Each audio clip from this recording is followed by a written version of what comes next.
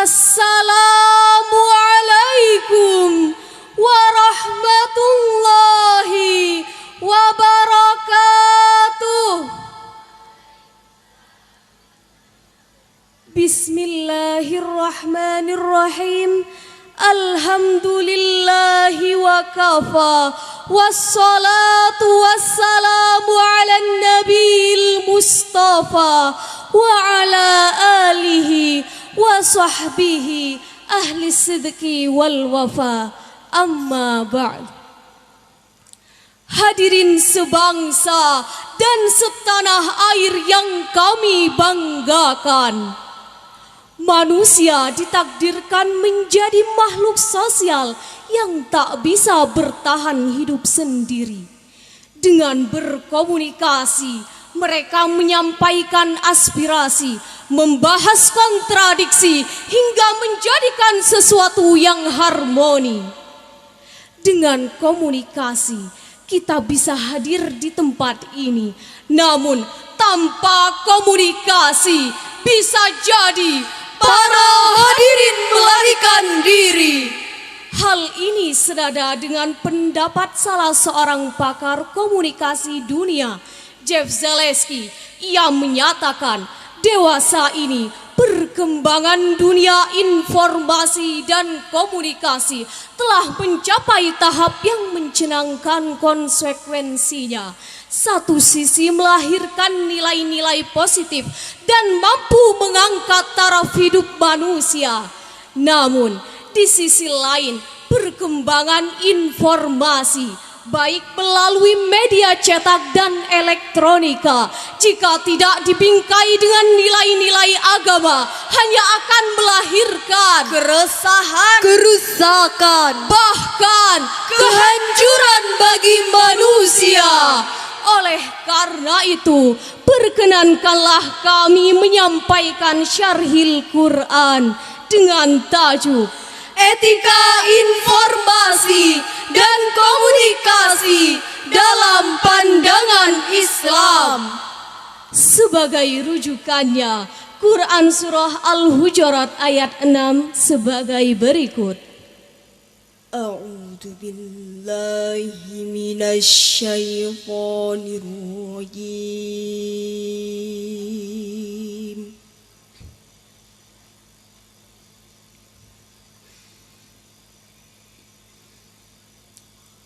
Bismillahirrahmanirrahim.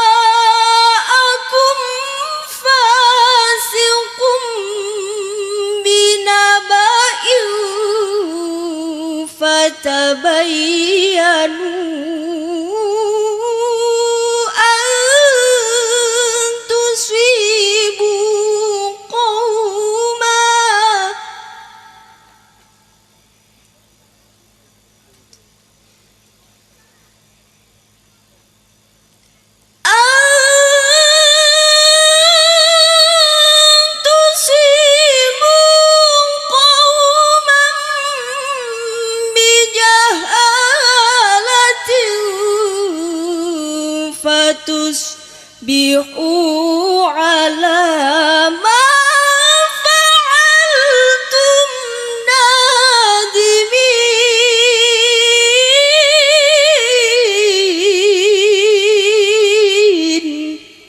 Aku berlindung kepada Allah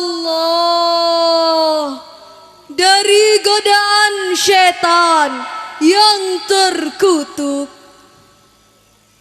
dengan menyebut asma Allah yang Maha Pengasih, yang tak pilih kasih, Maha Penyayang, yang rahmatnya tak terbilang.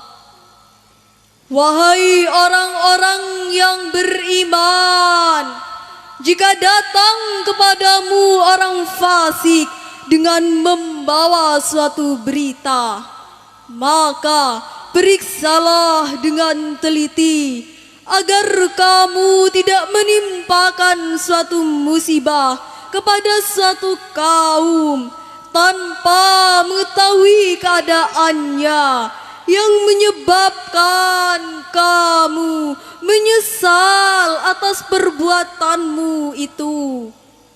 Hadirin sebangsa dan setanah air yang kami banggakan, Profesor Muhammad Quraisy Shihab dalam tafsir Al-Misbah menjelaskan bahwa ayat ini merupakan salah satu ketetapan agama dalam kehidupan sosial. Kehidupan manusia dan interaksinya harus didasarkan pada hal-hal yang diketahui.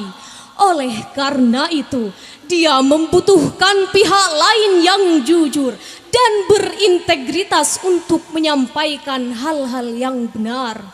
Berita yang sampai pun harus disaring. Jangan sampai seseorang melangkah tidak dengan jelas atau dalam bahasa ayat di atas, yakni bijahalah alias tidak tahu.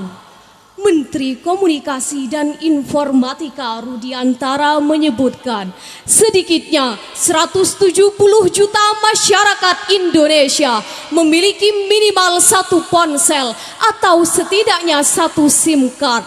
Dengan demikian, mereka bisa berbagi informasi dengan cepat tanpa terhambat waktu dan tempat. Namun, rupanya hal ini menimbulkan suatu polemik baru. Informasi benar dan salah menjadi satu. Akibatnya, berdasarkan informasi yang dirangkum detik.com, kabar tentang pengidap gangguan kejiwaan menjadi pelaku penculikan anak mulai merebak di Jawa Barat pada 8 Maret 2017. Pesan itu tersebar dalam bentuk selebaran lengkap dengan logo Polda Jabar dan Binmas Polda Jabar yang kemudian menjadi viral di sosial media. Namun, isu tersebut ditepis oleh Kabid Humas Polda Jabar, Kombes Yusri Yunus. Yusri menegaskan kabar tersebut bohong belaka. Tersiarnya kabar bohong dalam berbagai media menjadi salah satu penyebab maraknya berita palsu atau yang biasa kita sebut hoax.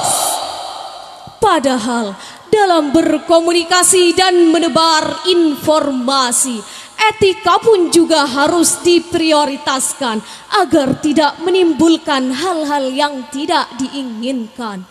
Oleh karena itu, Al-Quran menjawab dalam Quran Surah An-Nahl ayat 125 sebagai berikut. Id'u ila sabili rabbika bil hikmati wal mau'izatil hasanah.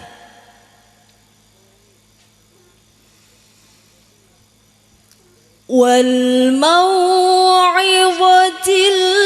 الحسنة وجادلهم بالتي هي أحسن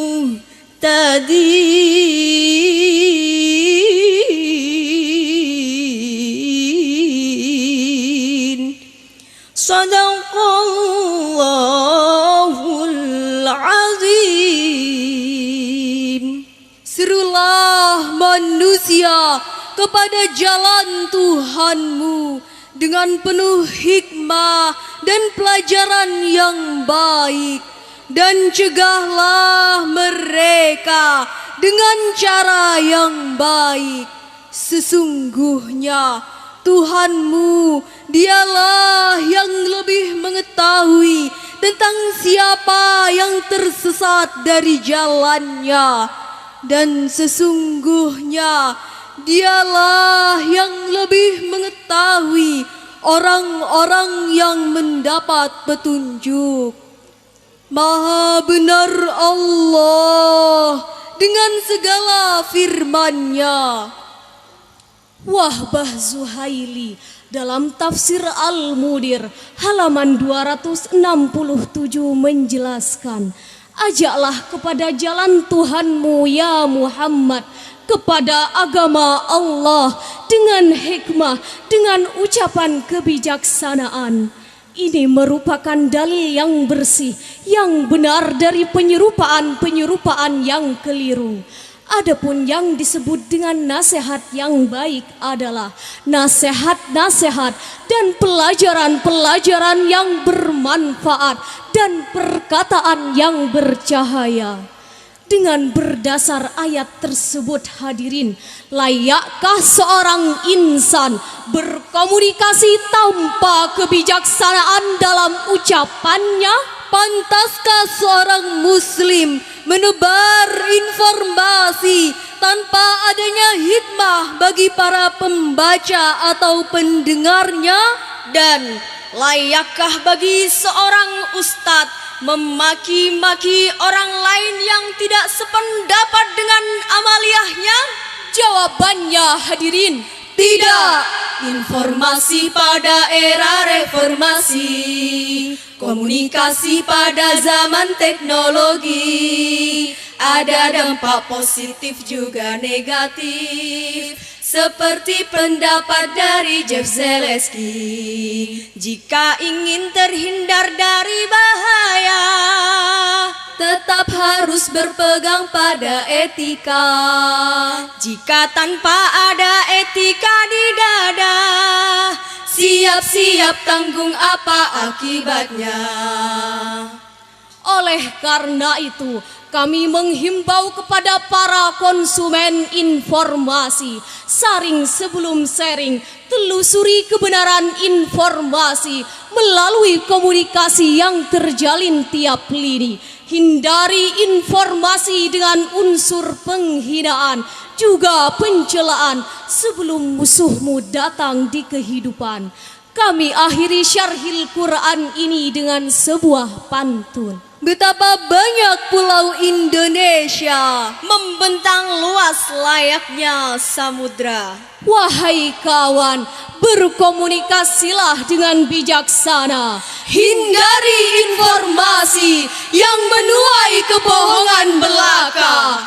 Wassalamualaikum warahmatullahi wabarakatuh.